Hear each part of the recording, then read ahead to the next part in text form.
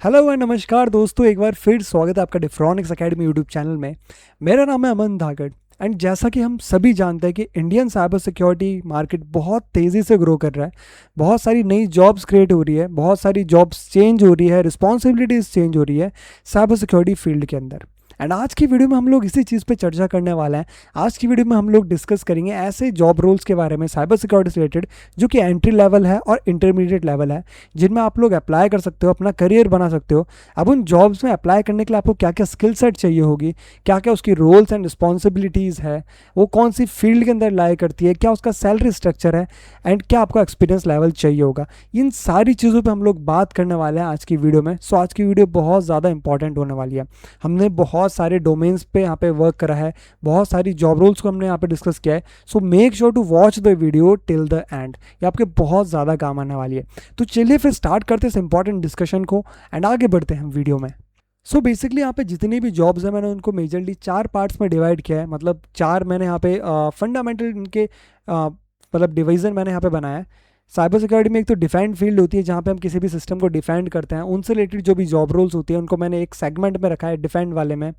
फिर उसके बाद एक अटैक वाला जो सेगमेंट आता है साइबर सिक्योरिटी में, जिसके अंदर हम किसी भी सिस्टम को अटैक करके या फिर सिस्टम के अंदर वल्नरेबिलिटीज़ को फाइंड आउट करके उसको अटैक करके उसको सिक्योर करते हैं। और उसके अंदर कौन कौन सी जॉब रोल्स आती हैं उनको मैंने एक अलग सेगमेंट में रखा है। फिर उसके बाद बिल्ड आता है। देखो बिल्ड जो सेगमेंट मैंने यहाँ पे रखा है, बिल्ड सेगमेंट में मैंने उन जॉब्स को रखा है जहाँ पे हम लोग कुछ कोड करते हैं, जहाँ पे हम लोग कुछ बिल्ड करते हैं, कुछ सिक्योर इन्वायरमेंट के लिए, कुछ सिक्योरिटी से रिलेटेड चीज़ें बनाने के लिए बिल्ड करते हैं। तो उन जॉब रोल्स को मैंने यहाँ पे बिल्ड कैटेगरी के अंदर रखा है। एंड लास्ट है मैनेज। तो मैनेज कैटेगरी के अंदर मैंने उस जॉब रोल को रखा है जो ओवरऑल साइबर सिक्योरिटी के पॉस्चर को, साइबर सिक्योरिटी को मैनेज करती है इंडस्ट्रियल स्टैंडर्ड के अकॉर्डिंग। सो यहाँ पे हमने टोटली 4 फील्ड्स के अंदर डिवाइड करी है जॉब्स को एंड हम एक एक करके सारी जॉब रोल्स को यहाँ पे देखने वाले हैं। देखो वैसे तो मैंने जितनी जॉब रोल्स यहाँ पे मेंशन करी है इससे कहीं ज़्यादा जॉब रोल्स साइबर सिक्योरिटी के अंदर प्रेजेंट है, बट हम जिन पे बात करने वाले हैं वो यहाँ पे एंट्री लेवल और इंटरमीडिएट लेवल जॉब रोल्स हैं। देखो बहुत सारी जॉब रोल्स तब ओपन होती है जब आप एक certain level of experience gain कर लेते हो, या तो आपको 7 से 10 साल का एक्सपीरियंस होएगा तब जाके आप आगे और जॉब रोल्स पे अप्लाई कर सकते हो। वो बहुत ज़्यादा सीनियर रोल्स होते हैं, हमने वहाँ पे उन सीनियर रोल्स को नहीं रखा है, बट वो सीनियर रोल्स भी इन्हीं कहीं जॉब रोल्स के अंदर ही आते हैं, बस इनका एडवांस वर्जन होता है। हम लोग उनको भी थोड़ा डिस्कस करेंगे और सारी चीज़ों को बहुत डिटेल में देखेंगे। तो चलिए स्टार्ट करते हैं। एक एक जॉब रोल को डिटेल में देखना, आपको बहुत ज़्यादा हेल्प मिलेगी इस चीज़ से अपना करियर डिसाइड करने में साइबर सिक्योरिटी के अंदर। तो चलिए फिर बढ़ते आगे। सो यहाँ पे सबसे पहले हमने डिफेंड के अंदर जो जॉब रोल लिया है वो किया है SOC एनालिस्ट। देखो SOC एनालिस्ट को हम लोग नॉर्मली सॉक एनालिस्ट भी बोलते हैं। अब इनकी रिस्पॉन्सिबिलिटीज़ पर बात करके ये जो सॉक एनालिस्ट होते हैं वो एक्चुअली में काम करते क्या हैं। जो सॉक एनालिस्ट होते हैं वो मॉनिटर करते हैं लॉग्स को, अलर्ट्स को ट्रियाज करते हैं और थ्रेट हंटिंग करते हैं, इन्वेस्टिगेट करते हैं, रिस्पॉन्ड करते हैं, जो कि इनकी रिस्पॉन्सिबिलिटीज़ है।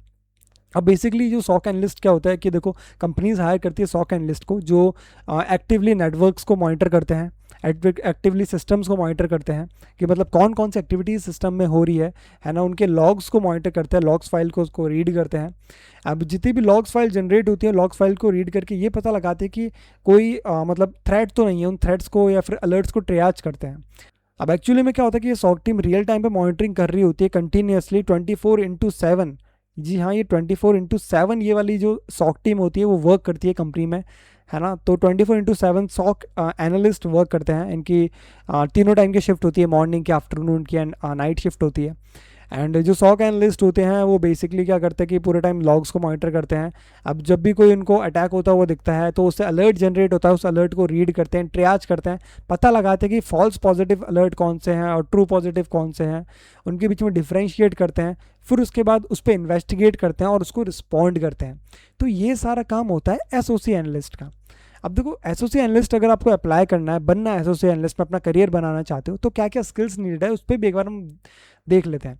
तो यहाँ पे जो स्किल्स नीडेड है वो नेटवर्किंग की बहुत अच्छी नॉलेज चाहिए, क्योंकि हम मेजरली जो काम करने वाले हैं SOC के अंदर वो नेटवर्क पे हम लोग काम करने वाले हैं।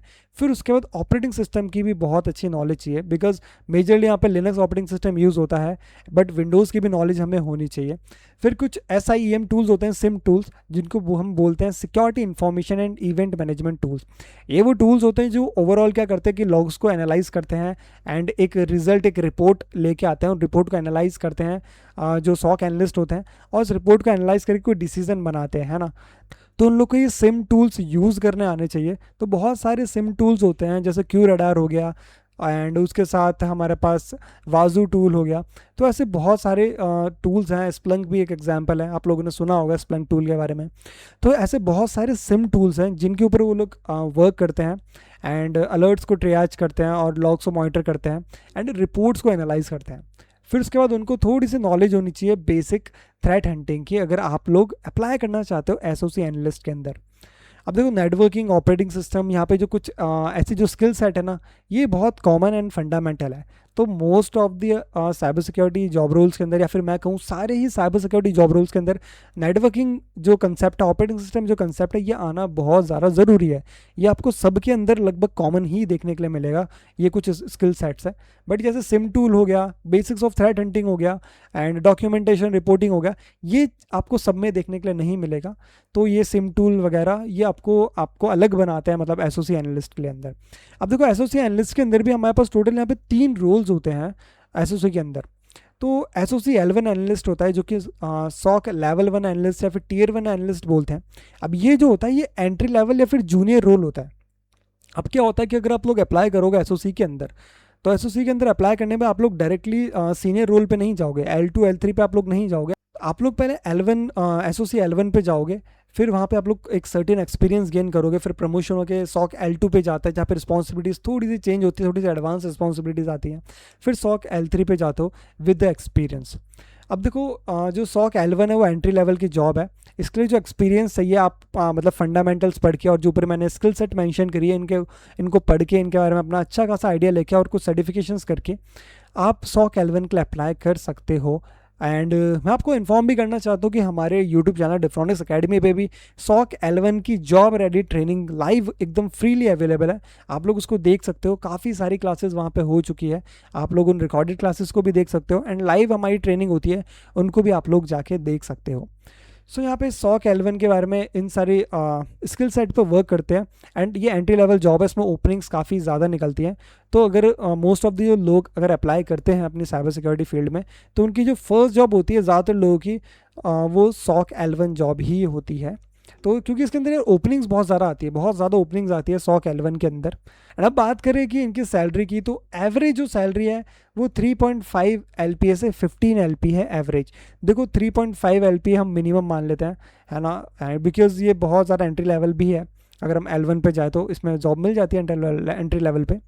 एंड 15 LPA का मतलब ये नहीं है कि सिर्फ 15 LPA तक ही सीमित है या फिर इसकी लिमिटेशन है, 15 से ज़्यादा भी होती है। बट यहाँ पे मैंने एवरेज सैलरी ली है, तो एवरेज सैलरी 3.5 से 15 LP है इंडिया के अंदर।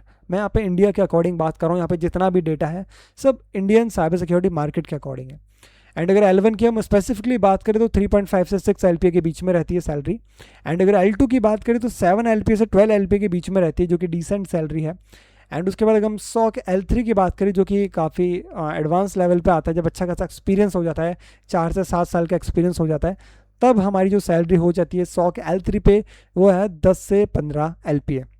सो जो हमारा नेक्स्ट जॉब रोल है वो है इंसिडेंट रिस्पॉन्ड स्पेशलिस्ट। अब देखो, इंसिडेंट रिस्पॉन्ड स्पेशलिस्ट क्या होता है उस पर भी हम बात करेंगे, पर पहले उनकी रिस्पॉन्सिबिलिटीज़ को समझ लेते हैं। तो इंसिडेंट रिस्पॉन्ड स्पेशलिस्ट जो होते हैं, IR स्पेशलिस्ट भी बोलते हैं हम इनको, ये क्या करते हैं, हैंडल करते हैं, रिस्पॉन्स करते हैं सिक्योरिटी इंसिडेंट्स को, फॉरेंसिकली एनालाइज भी करते हैं, रिपोर्ट राइटिंग भी करते हैं। ये इनके मेजर रिस्पॉन्सिबिलिटीज़ हैं। बाकी इनके अलावा कुछ जो कॉमन रिस्पॉन्सिबिलिटीज़ होती है वो भी करते हैं। अब जो इंसिडेंट रिस्पॉन्स स्पेशलिस्ट होते हैं वो क्या करते हैं कि सपोज करो वो जो सॉक एनालिस्ट होते हैं वो ऑल टाइम मॉनिटर कर रहे हैं नेटवर्क को। अब कोई साइबर अटैक होता है या फिर कोई भी अटैक परफॉर्म होता है नेटवर्क पे, तो जो सॉक टीम है वो इंसिडेंट रिस्पॉन्स टीम को कम्युनिकेट करती है। फिर उसके बाद इंसिडेंट रिस्पॉन्स टीम क्या क्या एक्शंस लेने हैं उस टाइम पे, जब भी कोई अटैक हो रहा है उस टाइम पे क्या क्या एक्शन लेना है, उस इंसिडेंट पे क्या क्या एक्शंस ले रहे हैं, उस पर काम करती है। तो काफ़ी क्रिटिकल है ये, एंड ये थोड़ा सा मतलब एडवांस है, या फिर हम इसको बोल सकते हैं ये इतना ज़्यादा एंट्री लेवल नहीं है, इसको हम इंटरमीडिएट की कैटेगरी में रखते हैं कि इंटरमीडिएट लेवल की जॉब है इंसिडेंट रिस्पॉन्स स्पेशलिस्ट। इसके अंदर हम लोग रियल टाइम पे जो भी अटैक हो रहा है उसको रोकने का ट्राई करते हैं, उसको एनालाइज करने का ट्राई करते हैं हम लोग। एंड उसके बाद जब अटैक के उससे रिलेटेड रिपोर्ट्स को लिखते हैं, और जो भी अटैक हुआ है अगर उस अटैक से कोई नुकसान होता है तो उसके बाद हम लोग ये अंडरस्टैंड करते हैं कि अटैक हुआ कैसे, एंड हम इससे मतलब क्या फ्लॉज थे हमारी सिक्योरिटी में, उसको समझ के उससे फीडबैक लेकर अपने सिक्योरिटी पॉस्चर को इम्प्रूव करते हैं। इंसिडेंट रिस्पॉन्ड स्पेशलिस्ट के अंदर।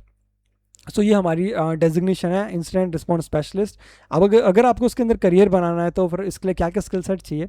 इसके लिए हमें डिजिटल एंड नेटवर्क फॉरेंसिक्स की नॉलेज होनी चाहिए, क्योंकि एनालाइज करना आना चाहिए नेटवर्क में क्या क्या चीज़ें हो रही है, लॉग्स को समझना बहुत ज़रूरी है।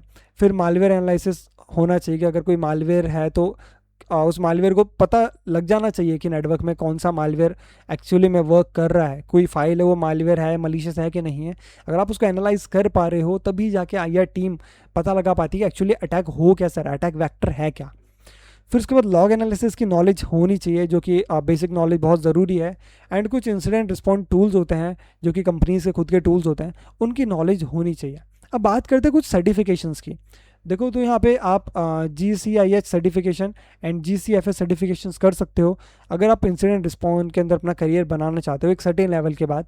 एंड इसके लिए अगर आपको एक्सपीरियंस चाहिए ज्वाइन करने के लिए, तो ये फ्रेशर के लिए तो नहीं है इतना, एंट्री लेवल के लिए, बट मतलब इसके लिए आपको एक्सपीरियंस जो चाहिए 3 से 7 साल का चाहिए, तो हम इसको इंटरमीडिएट की कैटेगरी में रखते हैं। बट फिर भी कई ओपनिंग्स आती हैं इंटर्नशिप की इंसिडेंट रिस्पॉन्ड के अंदर, तो उस इंटर्नशिप को करने के बाद आप हो सकता है कि आप फिर डायरेक्टली इंसिडेंट रिस्पॉन्ड के अंदर आप लोग अपनी पहली जॉब क्रैक कर सकते हो, बट स्टिल इसको हम लोग इंटरमीडिएट लेवल पर रखते हैं।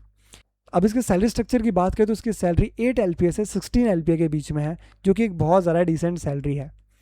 ऑल राइट, सो बात करते हैं अपने नेक्स्ट जॉब रोल के बारे में, जो कि है थ्रेट इंटेलिजेंस एनालिस्ट। देखो ये भी बहुत बहुत ज़्यादा इंपॉर्टेंट जॉब रोल है। अब जितनी भी बड़ी बड़ी कंपनीज़ होती है, MNCs होती है, बिग 4 कंपनीज़ हैं, या फिर जो भी मतलब अच्छी डिसेंट कंपनी जो सिक्योरिटी पे अच्छा खासा ध्यान देती हैं, वो सारी कंपनी में थ्रेट इंटेलिजेंस की टीम तो होती ही होती है, लाइक सॉक टीम। अब क्या होता है कि देखो जो थ्रेट इंटेलिजेंस की टीम होती है वो करती क्या एक्चुअली में, कि वो रियल टाइम पे अपनी कंपनी से रिलेटेड जो भी पब्लिकली अवेलेबल डेटा है उसको कलेक्ट करती है ना, मॉनिटर करती है और पता लगाती है कि हमारी कंपनी के लिए, हमारे ऑर्गेनाइजेशन के लिए, या फिर जो भी उसके एसेट है उसके लिए क्या क्या थ्रेट्स हैं। उन थ्रेट्स को पहले ही पता लगाती है ताकि वो बाद में उन थ्रेट्स से कोई हमें खतरा ना हो, उन थ्रेट को पहले ही रिजॉल्व कर लिया जाए, है ना। तो जैसे एक लाइन होती है ना, prevention is better than cure, तो ये वही चीज़ इसी पे अप्लाई होती है। तो थ्रेट इंटेलिजेंस वाली टीम क्या करती है कि सिंपली ये लोग मॉनिटर करते रहते हैं, है ना, बहुत सारी जगह से डेटा कलेक्ट करते हैं, उसको क्लीन करते हैं, उसको एनालाइज करते हैं, एनालाइज करने के बाद जो भी थ्रेट होता है उस थ्रेट को आइडेंटिफाई करते हैं, डिटेक्ट करते हैं, फिर बाद में उस थ्रेट को रिमूव करने का या फिर मिटिगेट करने का ट्राई करते हैं और रिड्यूस करने का ट्राई करते हैं ऑर्गेनाइजेशन के अंदर। सो इसकी रिस्पॉन्सिबिलिटी होती है ओशिएंट, जो कि ओपन सोर्स इंटेलिजेंस है, थ्रेट मॉडलिंग और intelligence report and advisories and act to threat intel. So ये वही सारी रोल्स एंड रिस्पॉन्सिबिलिटी है जो कि अभी हमने डिस्कस करी है। एंड अगर आपको इसमें अप्लाई करना है एंड इसमें अपना करियर बनाना है, तो जो स्किल सेट इसमें काम आती है वो है ओशिएंट की, क्योंकि इसमें ज़्यादातर काम ओशिएंट पे ही होता है। मतलब हम पब्लिकली अवेलेबल डेटा निकालते हैं, उसको एनालाइज करते हैं, है ना, बहुत सारे डेटा पे वर्क करते हैं, तो ओशिएंट इसमें बहुत ज़्यादा इंपॉर्टेंट स्किल है। फिर उसके बाद माइटर अटैक फ्रेमवर्क पे हम काम करते हैं, तो माइटर अटैक फ्रेमवर्क भी बहुत ज़्यादा इंपॉर्टेंट है। हम यहाँ पे APTs के बारे में, एडवांस पर्सिस्टेंट थ्रेड्स के बारे में हम यहाँ पे इन्फॉर्मेशन गेन करते हैं। सो माइटर अटैक बहुत ज़्यादा इंपॉर्टेंट फ्रेमवर्क है। फिर कुछ थ्रेट इंटेलिजेंस के कुछ टूल्स होते हैं, उन पर वर्क करते हैं, स्क्रिप्टिंग ऑटोमेशंस पे हम लोग यहाँ पे वर्क करते हैं, वो स्किल्स यहाँ पे बहुत इंपॉर्टेंट है। अगर हम बात करें सर्टिफिकेशन की, तो CTIA certification and CYSA+ certification यहाँ पे आपको हेल्प कर सकता है इस पर्टिकुलर जॉब रोल के अंदर जॉब क्रैक करने के लिए। सो ये एंट्री लेवल जॉब भी है एंड इसके अंदर इंटरमीडिएट लेवल जॉब भी है, दोनों के अंदर हम इसको लाई कर सकते हैं। तो यहाँ पे जो एक्सपीरियंस चाहिए वो 2 साल से 6 साल का एक्सपीरियंस चाहिए, एंड जो सैलरी है वो 6 LPA से 14 LPA के बीच में है, एवरेज सैलरी। सो सैलरी भी यहाँ पे डिसेंट है, आप इस पर भी अप्लाई कर सकते हो, बिकॉज ये भी एक एंट्री लेवल रोल भी है एंड उसके साथ साथ ये एक इंटरमीडिएट रोल भी है। ऑलराइट, अब हम आगे बढ़ते हैं हमारे नेक्स्ट जॉब रोल की तरफ। सो नेक्स्ट जॉब रोल है हमारा फॉरेंसिक एनालिसिस। ये जो जॉब रोल है बाकी से थोड़ा सा अलग है, इसके अंदर हम लोग मेजरली फॉरेंसिक्स पे वर्क करते हैं। फॉरेंसिक्स आप लोगों को पता होगा कि फॉरेंसिक्स क्या होती है, तो हम लोग फॉरेंसिक्स में वर्क करते हैं, इन्वेस्टिगेट करते हैं एंड जो भी एविडेंसेस होते हैं उन एविडेंसेस को एनालाइज करते हैं। सो यहाँ पे इन्वेस्टिगेट करना, एविडेंसेस को एनालाइज करना, ये जितना भी वर्क होता है, तो यहाँ पे इंडिया के अंदर मेजरली ये वर्क डिफेंस के साथ भी होता है, गवर्नमेंट के साथ भी इसमें आपको बहुत सारी अपॉर्चुनिटीज़ देखने के लिए मिलेगी अगर आप इसके अंदर अपना करियर परस्यू करते हो। सो यहाँ पे क्योंकि गवर्नमेंट के अंदर काफ़ी सारे केसेस चलते हैं, तो वहाँ पे फॉरेंसिक एनालिस्ट बहुत ज़्यादा इंपॉर्टेंट रोल प्ले करते हैं। तो जितना भी क्राइम सीन होता है, तो वहाँ से जितनी भी डिजिटल इक्विपमेंट्स हैं उन सबको कैरी करना, ट्रांसपोर्ट करना, उनको एनालाइज करना, वो सारा काम यहाँ पे रहता है। इनको इन्वेस्टिगेट करना एविडेंसेस को। तो यहाँ पे डिस्क फॉरेंसिक्स का काम यहाँ पे रहता है कि कोई भी मेमोरी है उसको या फिर डिस्क है उसको सिक्योरली उसमें से डेटा को फेच करना, एक्सट्रैक्ट करना, memory analysis and evidence collection. So यहाँ पे कुछ ये रिस्पॉन्सिबिलिटीज़ है। देखो रिस्पॉन्सिबिलिटीज़ कुछ फ्लेक्सिबल भी हो सकती हैं, ये रिस्पॉन्सिबिलिटीज़ तो होती हैं, इनसे कुछ थोड़ी सी ज़्यादा रिस्पॉन्सिबिलिटीज़ आपको जो बहुत कॉमन रिस्पॉन्सिबिलिटीज़ है वो भी देखने के लिए मिल जाएगी, जैसे रिपोर्ट राइटिंग हो गया। तो यार ये बहुत कॉमन है, बट ओवरऑल यही रिस्पॉन्सिबिलिटीज़ होती हैं फॉरेंसिक एनालिस्ट के अंदर। सो फॉरेंसिक एनालिस्ट भी बहुत एक अच्छी अपॉर्चुनिटी है, बहुत ज़्यादा अच्छी अपॉर्चुनिटी है। ये भी एक एंट्री लेवल अपॉर्चुनिटी भी है, उसके साथ साथ एक इंटरमीडिएट लेवल अपॉर्चुनिटी भी है फॉरेंसिक एनालिस्ट। एंड इसके साथ आपको बहुत अच्छा एक्सपोजर मिलेगा गवर्नमेंट के साथ या फिर डिफेंस के साथ वर्क करने का।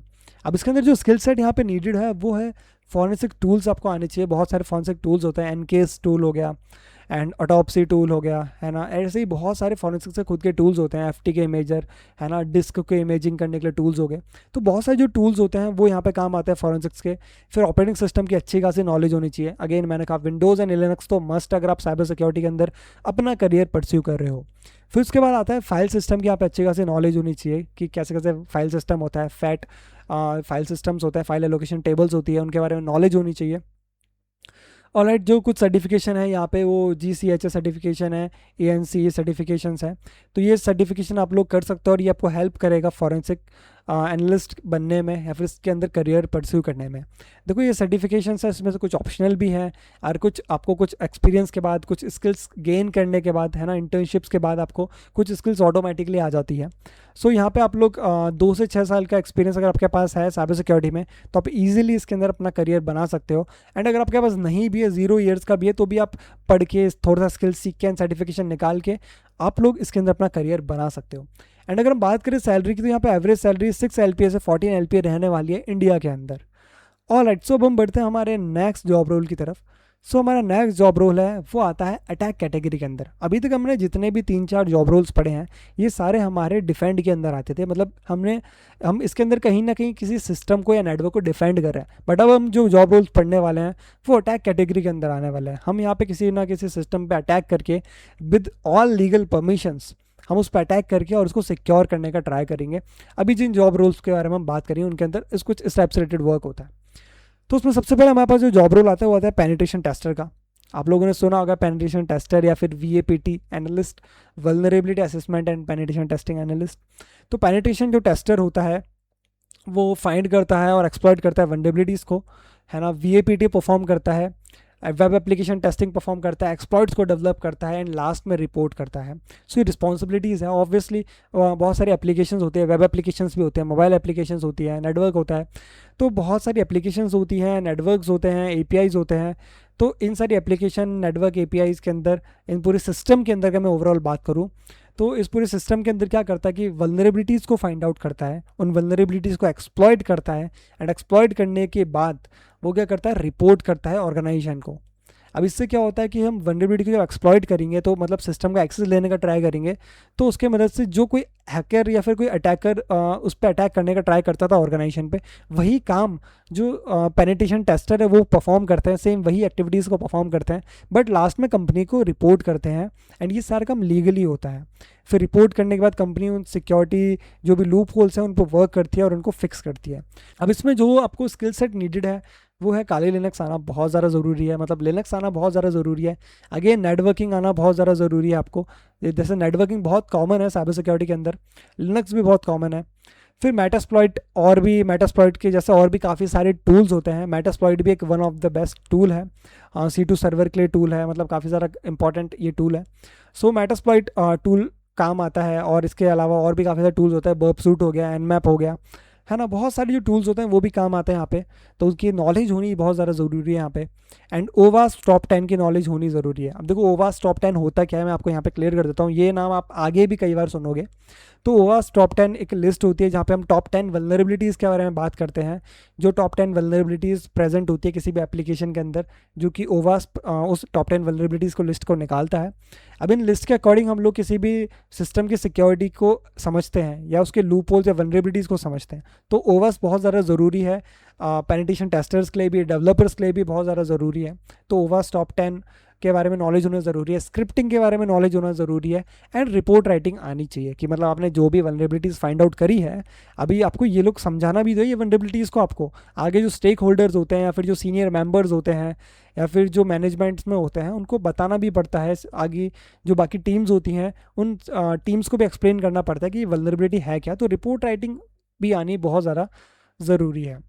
और अगर बात करें सर्टिफिकेशन की, तो यहाँ पे सर्टिफिकेशन जैसे OSCP सर्टिफिकेशन हो गया, offensive security certified professional, EJPT हो गया, EWPTX हो गया, ये सर्टिफिकेशंस हो गए। एंड जैसे DCSP या हमारा डिफ्रॉनिक्स का खुद का सर्टिफिकेशन है जो कि कंप्लीट पेनिटेशन टेस्टिंग की आपको नॉलेज देता है ना, डिफ्रॉनिक्स सर्टिफाइड सिक्योरिटी प्रोफेशनल, जिसको आप लोग चेकआउट कर सकते हो। एंड ये सर्टिफिकेशन आपको बहुत ज़्यादा मतलब हेल्प करेगा लर्न करने में cyber security and penetration testing, ये वाला करियर को परस्यू करने के अंदर।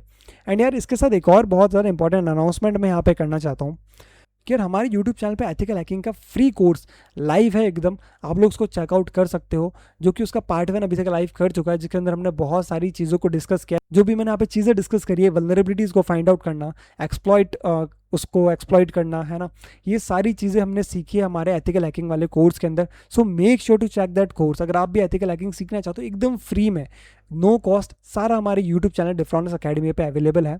एंड आप लोग उसको डिस्क्रिप्शन से भी जा सकते हो, वहाँ पे एंड डिस्क्रिप्शन से भी देख सकते हो। ओके, बात करें यहाँ पे हम लोग पेनिटेशन टेस्टर में एक्सपीरियंस की, तो यहाँ पे 2 से 6 साल का एक्सपीरियंस है।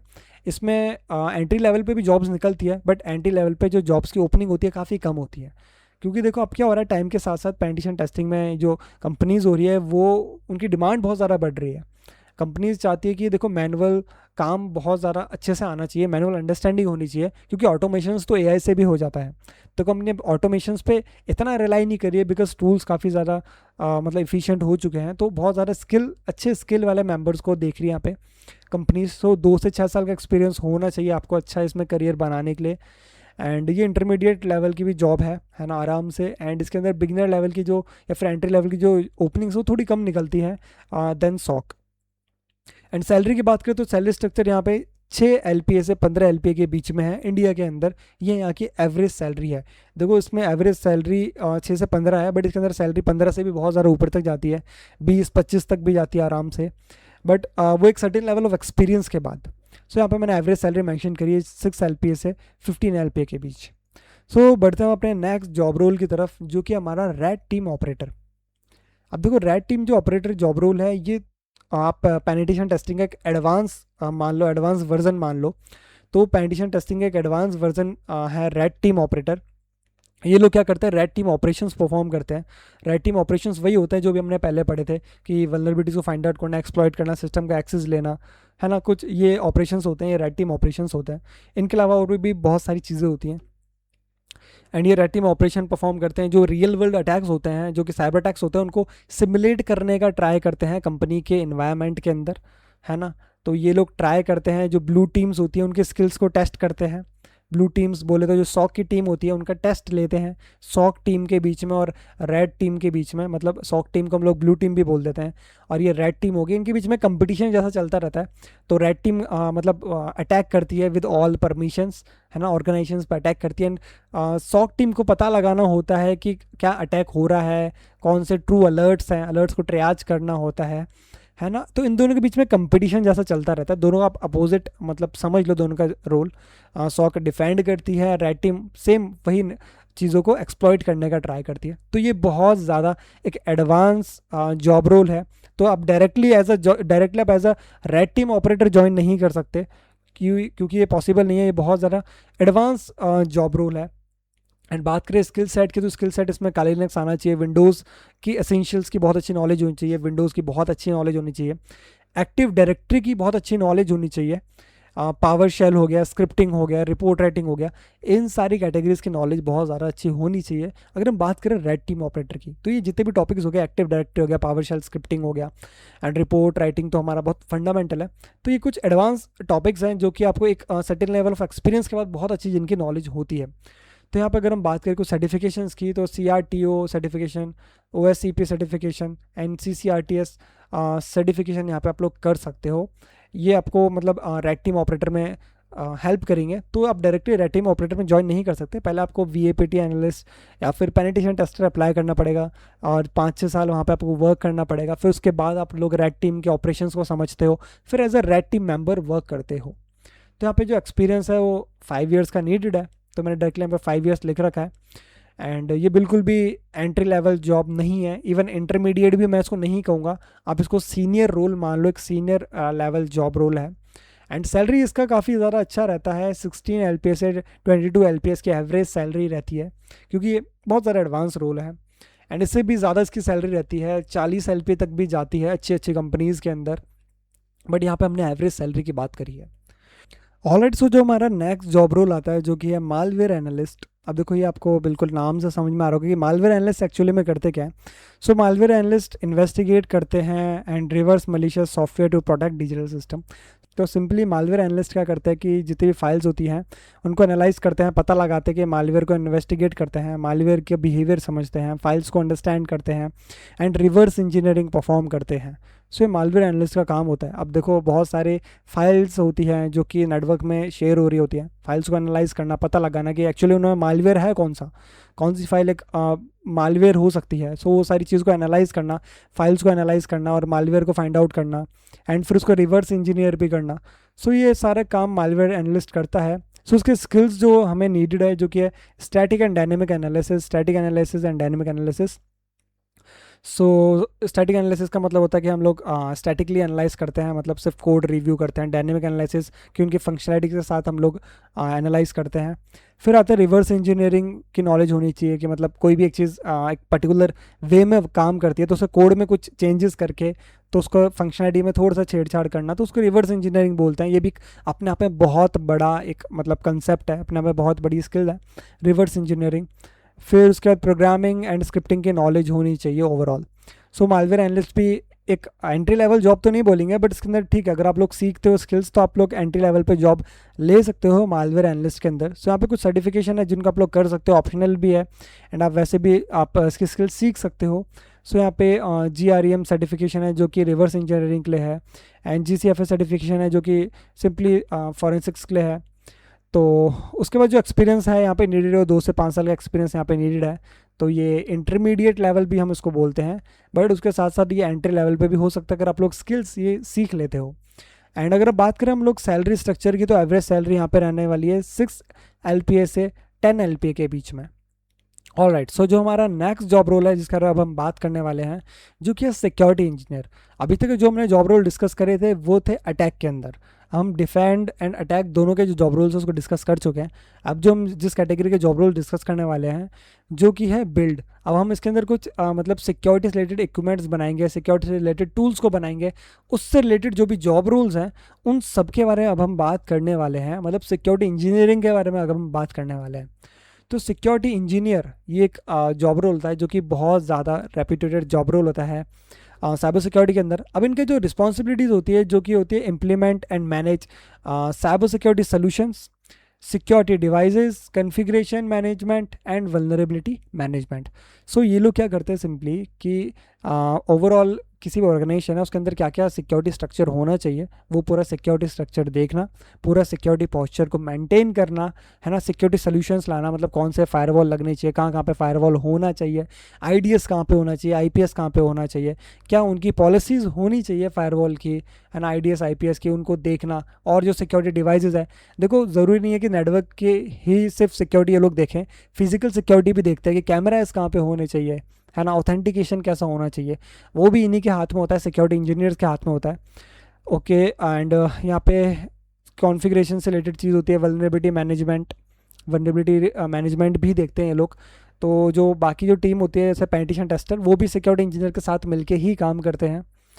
ऑलराइट, अगर हम बात करें स्किल्स की तो यहाँ पे नेटवर्किंग की स्किल्स बहुत बहुत बहुत अच्छी होनी चाहिए, लिनक्स की अच्छी नॉलेज होनी चाहिए, फायरवॉल्स के बारे में पता होना चाहिए, EDR सिस्टम के बारे में पता होनी चाहिए, एंड पॉइंट डिटेक्शन सिस्टम्स के बारे में, सिम टूल्स की नॉलेज होनी चाहिए एंड स्क्रिप्टिंग की नॉलेज मस्ट है। तो ये कुछ नॉलेज है जो कि सिक्योरिटी इंजीनियर को होनी चाहिए। ऑलराइट, एंड इसके बाद अगर हम बात करें तो यहाँ पे कुछ सर्टिफिकेशन है जो कि कुछ इंपॉर्टेंट सर्टिफिकेशन है यहाँ पे, जैसे CISSP सर्टिफिकेशन हो गया, ये इंफॉर्मेशन सिक्योरिटी के लिए सर्टिफिकेशन है जो कि बहुत ज़्यादा इंपॉर्टेंट है सिक्योरिटी इंजीनियर के लिए।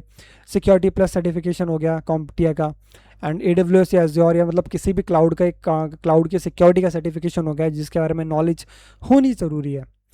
एंड अगर हम बात करें इसके एक्सपीरियंस की या फिर इसके एंट्री लेवल है या फिर मीडियम लेवल है, तो ये एंट्री लेवल भी इसके अंदर ओपनिंग आती है, तो 2 से 5 साल का एक्सपीरियंस होना चाहिए। बट इसमें अच्छा खासा पैसा तब मिलता है, अच्छी खासी इनकम या सैलरी तब होती है जब इसमें आपको अच्छा खासा एक्सपीरियंस हो जाता है। तो उसके बाद ये आपको काफ़ी अच्छा आपके लिए मतलब एक करियर ऑप्शन बन सकता है सिक्योरिटी इंजीनियरिंग। एंड इसका सैलरी स्ट्रक्चर 6 LPA से 12 LPA के बीच में है।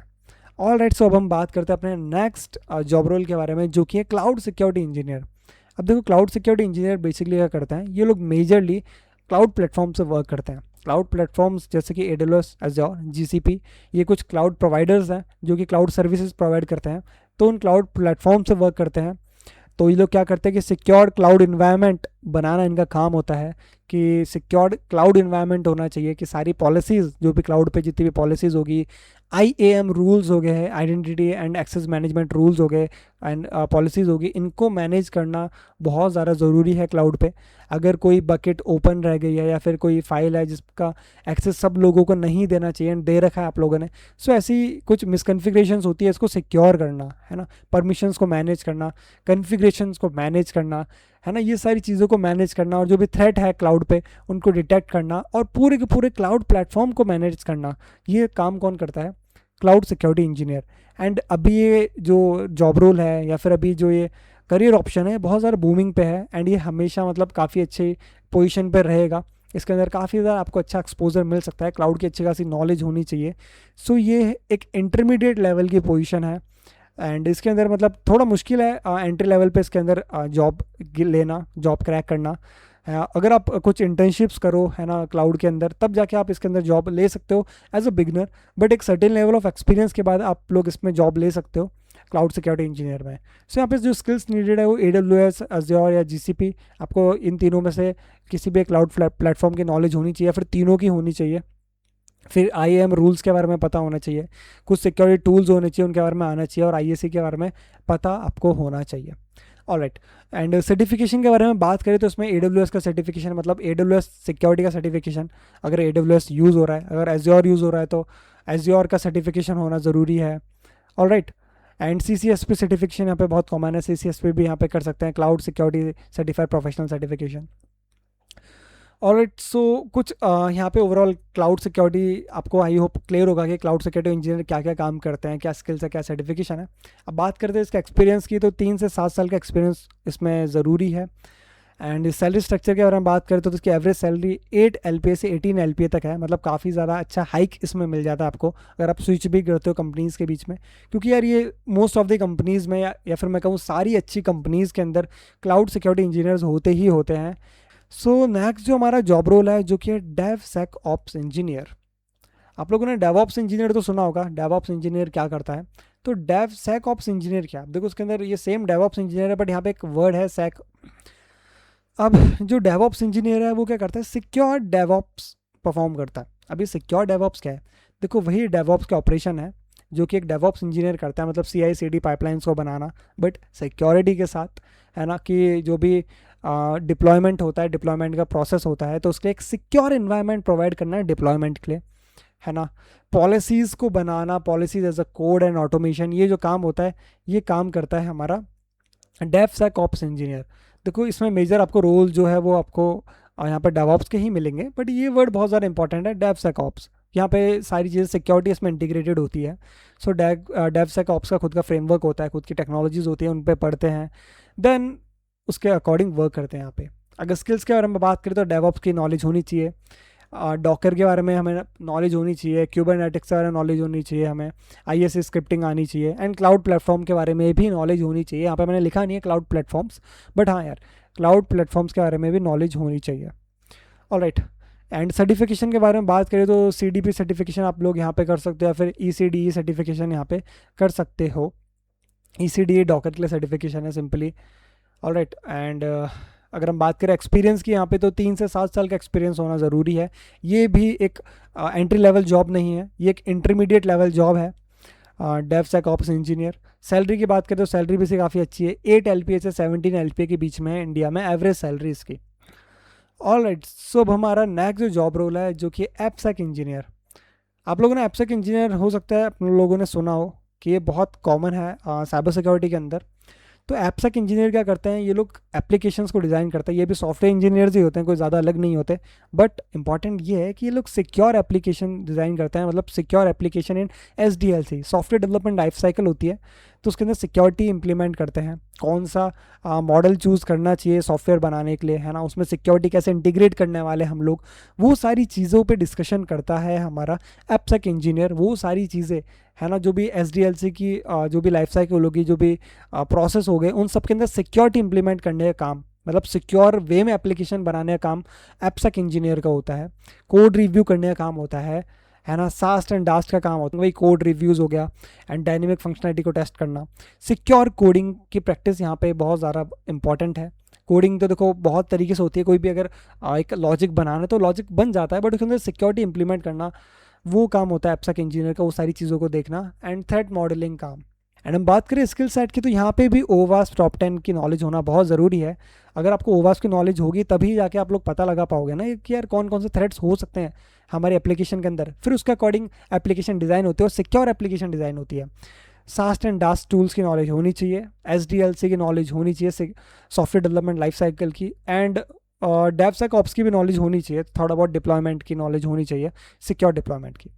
सर्टिफिकेशन के बारे में बात करें तो यहाँ पे जो सर्टिफिकेशन है वो है CSSLP सर्टिफिकेशन, या फिर एपसेक इंजीनियरिंग का आप लोग कोई सर्टिफिकेशन या ट्रेनिंग कर सकते हो, जो कि बहुत यहाँ पे आपको हेल्पफुल हो सकता है। एक्सपीरियंस के बारे में बात करें तो एक्सपीरियंस यहाँ पे 3 से 7 साल है। एंड अगर आपकी अच्छी खासी डेवलपमेंट में, कोडिंग में अच्छी खासा आपका हाथ बैठा हुआ है, फिर अच्छी खासी नॉलेज है, तो भी आप लोग इसके अंदर एज अ जॉब ले सकते हो। एंड मतलब स्टार्टिंग में भी ले सकते हो आप लोग एंट्री लेवल पे, बट इंटरमीडिएट लेवल की हम इसको जॉब कहेंगे। सैलरी के बारे में बात करें तो इनकी सैलरी भी काफ़ी ज़्यादा अच्छी होती है, 8 LPA से 17 LPA एवरेज सैलरी होती है। बट एक सर्टेन लेवल ऑफ एक्सपीरियंस के बाद 7-8 साल के बाद इसमें सैलरी आराम से 30-35 LPA पहुंच जाती है। तो 30 to 35 LPA ईजिली आप लोग एक्सपेक्ट कर सकते हो 8 से 10 साल के अंदर। ऑल राइट, सो अब हम बात करते हैं हमारे नेक्स्ट रोल की तरफ, जो कि GRC एनालिस्ट। अब देखो अभी तक हमने बिल्डिंग वाले रोल्स भी पढ़ लिए कि मतलब कुछ सिक्योर एप्लीकेशन बनाने वाले रोल्स तक अभी तक हमने देखे साइबर सिक्योरिटी में, बट GRC उनसे अलग है। जो GRC एनालिस्ट है, ये जो जॉब रोल है, किस चीज़ पर वर्क करता है, ये मैनेजमेंट के अंदर आता है। ये रोल उन लोगों के लिए जिनको इतना ज़्यादा टेक्निकल पसंद नहीं है ना, मतलब इतना ज़्यादा मतलब टेक्निकल पार्ट हो गया साइबर सिक्योरिटी का, जिनको वो नहीं करना बट साइबर सिक्योरिटी में करियर बनाना है, तो ये रोल उनके लिए बहुत ज़्यादा हेल्पफुल हो सकता है। सो GRC एनालिस्ट होते हैं governance risk and compliance analyst. So ये हर कंपनी में होते ही होते हैं, सो ये बहुत ज़्यादा इंपॉर्टेंट है GRC एनालिस्ट। एंड रिस्पॉन्सिबिलिटीज़ के बारे में हम बात करें तो ये लोग कंप्लाइंस को इंश्योर करते हैं एंड रिस्क को मैनेज करने का काम करते हैं, रिस्क असेसमेंट का काम करते हैं, कौन कौन से रिस्क पॉसिबल हो सकते हैं हमारी ऑर्गेनाइजेशन के अंदर, पॉलिसीज़ बनाने का काम करते हैं, ऑडिट्स करते हैं, सिक्योरिटी ऑडिट्स या फिर कंप्लाइंस। एंड कंप्लाइंस का कुछ फ्रेमवर्क होता है, जैसे NIST हो गया, ISO हो गया, DPDP हो गया, HIPAA हो गया, PCI DSS हो गया। ये कुछ फ्रेमवर्क्स होते हैं, ये कुछ कंप्लाइंस होता है, उनके अकॉर्डिंग कंप्लाइंस परफॉर्म होती है। अब इसमें बेसिकली क्या करते हैं GRC एनालिस्ट, ये लोग ये पता लगाते हैं कि जो भी कंपनी की सिक्योरिटी है, वो कंपनी की जो सिक्योरिटी है वो किस स्टैंडर्ड के अकॉर्डिंग है। तो ये कुछ स्टैंडर्ड यहाँ पे दे रखे हैं, NIST हो गया, IS हो गया, तो इन स्टैंडर्ड से कंपेयर करते हैं, कंपेयर करके पता लगाते हैं कि हमारी जो कंपनी की सिक्योरिटी क्या इन स्टैंडर्ड के अकॉर्डिंग है। ये कुछ ग्लोबल स्टैंडर्ड्स हैं, ये स्टैंडर्ड सिक्योरिटी के स्टैंडर्ड्स हैं अलग अलग फील्ड के अंदर। तो वही काम करते हैं GRC एनालिस्ट, पता लगाते हैं, सबको मैनेज करते हैं और कंप्लाइंस करते हैं और सिक्योरिटी पोस्चर का आइडेंटिफाई करते हैं कि क्या हमारा सिक्योरिटी पोस्चर है कंप्लाइंस करने के बाद, ऑडिट करने के बाद, एंड रिस्क असेसमेंट का काम करते हैं। तो ये बहुत अच्छा जॉब रोल है, इसके अंदर इतना टेक्निकल पार्ट नहीं है, बट हाँ नॉलेज फंडामेंटल सेम ही रहेंगे साइबर सिक्योरिटी के। आप कोई भी जॉब रोल उठा लो, सारे के सारे जॉब रोल के अंदर फंडामेंटल्स एकदम सेम रहने वाला है, आप फंडामेंटल से नहीं भाग सकते। सो GRC एनालिस्ट के अंदर मेजरली जो काम होता है वो डॉक्यूमेंटेशन का बहुत ज़्यादा इंपॉर्टेंट काम होता है। अब इसके अंदर जो भी आपने रिसर्च करी है, जो भी आपने डॉक्यूमेंट बनाया है, उसको हम स्टेक होल्डर्स को एक्सप्लेन करते हैं, या फिर जो बाकी सीनियर जो मेंबर्स हैं उनको एक्सप्लेन करते हैं। ऑलराइट, सो डॉक्यूमेंटेशन बहुत इंपॉर्टेंट है यहाँ पे। रिस्क मैनेजमेंट एंड GRC कुछ टूल्स होते हैं GRC के, उन टूल्स पे वर्क करते हैं GRC एनालिस्ट। सर्टिफिकेशन के बारे में बात करें तो यहाँ पे जो सर्टिफिकेशन है वो CISM का सर्टिफिकेशन है, CRISC सर्टिफिकेशन कर सकते हैं, एंड ISO का 27001 लीड ऑडिटर का सर्टिफिकेशन है, वो यहाँ पे सर्टिफिकेशन हम लोग कर सकते हैं GRC एनालिस्ट की पोजीशन पे अप्लाई करने के लिए। सो ये भी बहुत बहुत अच्छी एक अपॉर्चुनिटी है, एंट्री लेवल के लिए भी है। इसमें भी काफ़ी ज़्यादा ओपनिंग्स मिल जाती है आपको, है ना, जैसे सॉक में ओपनिंग मिलती है, सॉक से थोड़ी सी कम, बट बहुत अच्छी ओपनिंग्स इसमें मिल जाती है GRC एनालिस्ट के अंदर। ये भी मतलब एंट्री लेवल पे आपको देखने के लिए मिल जाएगी, एंड अगर आप इंटरमीडिएट लेवल पे हो तब भी आपको इसमें आराम से इसमें जॉब मिल जाएगी। एंड सैलरी स्ट्रक्चर भी इसका अच्छा है, 6 LPA से 14 LPA की एवरेज सैलरी है इंडिया के अंदर। सो यहाँ पे हमने GRC एनालिस्ट के बारे में समझ लिया, ये मैनेजमेंट से रिलेटेड है, ये बाकी जो हमने अटैक डिफेंड पढ़ा या फिर बिल्ड पढ़ा उनसे रिलेटेड नहीं है, ये मैनेजमेंट वाली कैटेगरी से रिलेटेड है। ऑल राइट, अब जो हमने जितनी भी यहाँ पे फील्ड डिस्कस करी हैं, जितने भी जॉब रोल्स डिस्कस करे हैं, क्या इतने ही जॉब रोल्स हैं मार्केट में? नहीं यार, जॉब रोल्स इनसे ज़्यादा हैं, बहुत सारे जॉब रोल्स हैं, सारे डिस्कस नहीं कर सकते, बट हमने वो जॉब रोल्स डिस्कस करे हैं जो कि एंट्री लेवल है, वो जॉब रोल्स डिस्कस करे हैं जो कि इंटरमीडिएट लेवल हैं। सो अब कंक्लूज़न क्या निकलता है इन सब के बाद? कंक्लूज़न ये निकलता है कि फंडामेंटल्स जो हैं वो सारी की सारी जॉब रोल्स के कॉमन है, फंडामेंटल से कोई नहीं भाग सकता, आपको फंडामेंटल सीखने ही पड़ेंगे। आप लोगों को किसी भी एक जॉब रोल पे फोकस करना पड़ेगा, उससे रिलेटेड, उससे एसोसिएटेड आपको स्किल्स सीखनी पड़ेगी, डेवलप करनी पड़ेगी स्किल सेट, एंड उसके बाद आप लोग जॉब्स क्लियर कर पाओगे, जॉब्स क्रैक कर पाओगे। फिर इंटरव्यू प्रिपरेशन होता है ना, वो सब बात की बात होती है, बट उससे पहले ये फंडामेंटल्स सीखना एंड किसी भी एक जॉब को टारगेट करके उस जॉब से रिलेटेड स्किल सेट सीखना, सो उसके बाद ही हम लोग किसी जॉब को क्रैक कर सकते हैं। सो आई होप आपको क्लियर होगा कि 2026 में क्या क्या जॉब्स को आप लोग देख सकते हो। बहुत डिटेल में हमने ब्रेक डाउन किया सारी जॉब्स को, सो आई होप आपको बहुत ज़्यादा बेनिफिट मिला होगा इस चीज़ का। ऑल राइट, सो यार यहाँ पे हमारा कंप्लीट होता है हमारी वीडियो, हमने सब कुछ डिस्कस कर लिया है डिटेल में। आई होप आपको पसंद आई होगी video, and make sure to like this video, and इस वीडियो को उसको शेयर करो जिसको अपना करियर बनाना है साइबर सिक्योरिटी के अंदर। Alright, and make sure to subscribe the Defronix academy YouTube channel. हम अपने यूट्यूब चैनल पे ऐसे ही बहुत सारी ट्रेनिंग्स लाते रहते हैं, बहुत सारे informational content related to cyber security लाते रहते हैं।